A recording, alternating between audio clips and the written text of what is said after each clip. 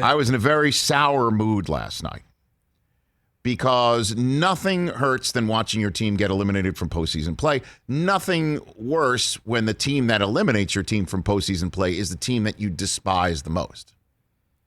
And I do that with the Boston Red Sox. And I fully admit, again, when I got COVID, when I was a breakthrough case in July this summer, one of the first breakthrough cases I ever heard of was my own.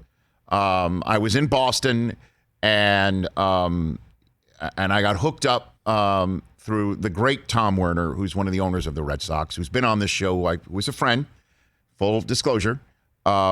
He hooked me up with the medical staff of the Boston Red Sox, who were just stupendous and terrific, and that's why I'm kind of scratching my head why anybody on the Red Sox are like, yeah, I need to do my research a little bit more on whether I should get the vaccine or the shot about all that, because trust me, the Red Sox medical team is A+++ on this front, and they were great. And I'm so thankful to them, but I'm also thankful to them, and thanks to them, I'm not dead, right? So I don't want the Red Sox to win.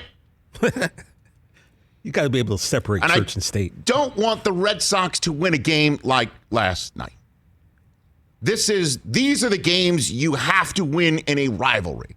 These are the games you have to win to continue your team. These are the games you have to win to continue with your team and your season, and also tell your rival, you are not better than us. Good luck next time, because this time we got you.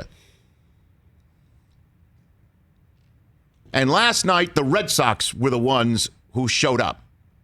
And the Yankees showed up only a couple of moments at a time.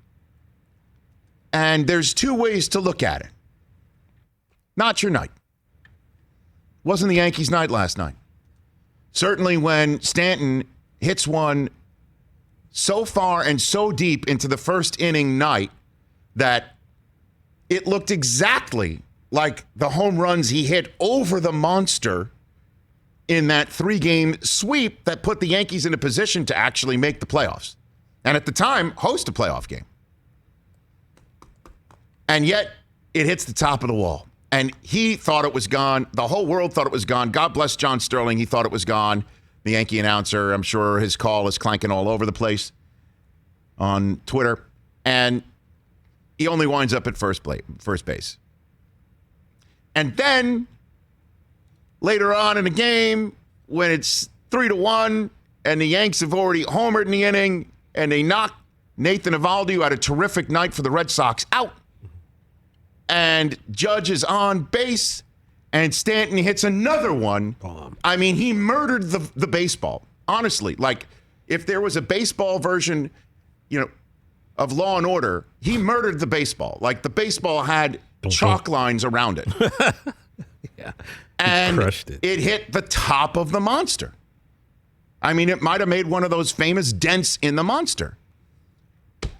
And Phil Nevin, the third base coach, God bless him, thought that Judge could score because the ball caromed off the wall and got past the left fielder, and Kike Hernandez jumped right on it and found Xander Bogaerts, and Bogaerts darted one right to home plate, and Judge was dead to rights. Done. I did have all those hopes that somehow, some way, the tag was applied late and Judge's right hand got around the tag, but it wasn't.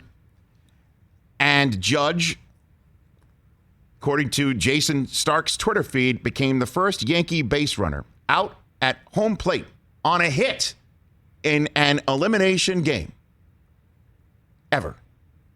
Every other Yankee who'd been thrown out at home plate in a winner-take-all game had been thrown out based on a fielder's choice infield ground ball.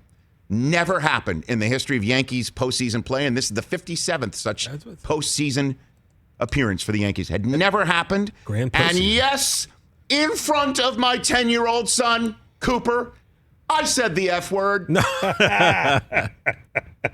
Thankfully, my best dad ever sign is still here. Still intact. I did say the F word because that right then and there, you kind of felt it was over. Not their night, because later on, Red Sox tack one more on because a ball that with that low fence out in right field, thought it could be a ground rule double, making it only second and third. No, that hits the wall. 2 Yankee balls hit a wall, prevents home runs. 1 Red Sox hit, hits a wall, keeps it in the building, scores a run. Not the Yankees' night. That's one way to look at it. And the other way to look at it is that everyone should be gone. Fire them all! Everyone? That's the Yankee way. Because if George M. Steinbrenner III was alive, he would have done he would just, the earth today would be scorched that the Yankees lose to the Red Sox in this manner. Scorched earth. Maybe not the smart thing to do. Dracarys. But Dracarys. Scorched earth. Bring me my dragons. Because he has a general manager who put a team together that's kind of all or nothing. We saw it throughout the season. If they don't hit home runs and they don't make contact, they're toast. The New York Yankees last night, 11 strikeouts and no walks. Only the 3rd time they've ever had that in a postseason game. The other 2 times, the 2012 American League Divisional Series game against Baltimore and the 1949 first game of the World Series against the Brooklyn Dodgers. They won both those games, not last night, because for the first time since 2015, the Yankees had 11 strikeouts and no walks in a game and 6 or fewer hits. That's the first time they've had that line score in a crucial contest. But at least they had the guy that's making $300 million Steinbrenner dollars. What does Garrett Cole do? He becomes the first Yankee pitcher at Fenway Park to record 6 or fewer outs but still give up 2 home runs, wedge in 2 home runs into those 6 outs. Last Yankee pitcher to do it, Andy Hawkins in 1990 when the Yankees were hot garbage. Garrett Cole, to use the Steinbrenner phrase, spit the bit. That's what George would always talk about because he was a horse racing guy. He spit the bit. Cashman spit the bit. Joey Gallo, let's get him. He's got that whole... I'm going to go for it here. I got the whole... Because I don't know these guys personally, and I don't normally do this. This is the fan in me, and I know you love when the fan in me comes out. But he's got that whole Adam Gase sort of eyes looking around, like, what's going on? Like, and you're wondering, like, what's in this guy's head? You know he wants to ball out. I get it. I know. Number of times, Alex Rodriguez referred to him as the landing strip of the Yankees offense last night because everyone in front of him was on fire. Rizzo, you don't want to mess with. He homered. Judge and Stanton back-to-back. Those are keepers. Those first 3 Yankees should keep. Everyone else? Gone. See ya. And I know that makes no sense, but Gallo, I mean, he was called the landing strip, which, by the way, sounds like an establishment near the Yankees' Tampa training complex, doesn't it? There actually is one in New Jersey. So it was just dreadful. All of it last night. Dreadful.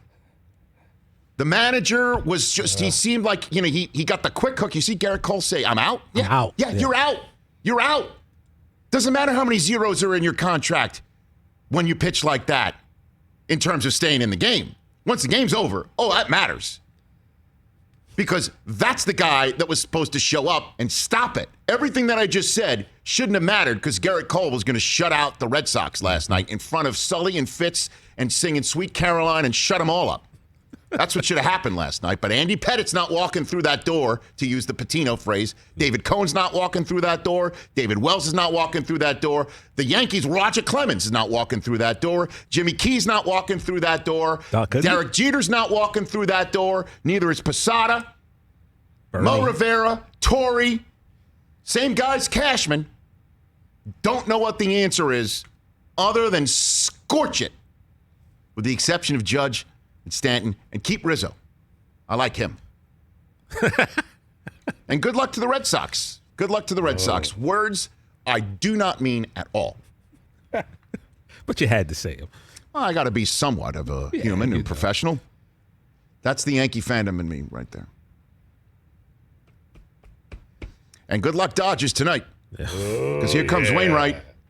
Woo. And just don't send somebody home tonight. Don't send somebody home tonight when you can have second and third with 1 out and have the tying runs on base, and maybe it's because they knew the landing strip was coming up and Gallo, so like you got to force him in at home.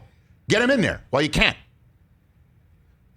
And so playoff baseball will find your weaknesses. Gallo had been very difficult to get going since he came from Texas. Found him. Found the sweet spot in the fact that the bad Cole showed up last night. The ineffective Cole showed up last night. And Boone was like a titch behind on making the moves in the bullpen all night long. Just one titch behind. And instead of keeping it where it was, the bullpen allowed the Red Sox to double the 3 runs they got off of Cole.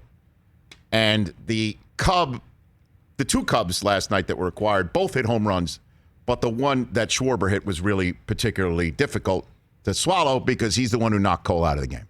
And you could see when Cole came out, they had a shot of Alex Cora, who was like kind of looking like, are you going to take him out? Are you going to take him out? Yes, they took him out. That's when they knew they had the Yankees.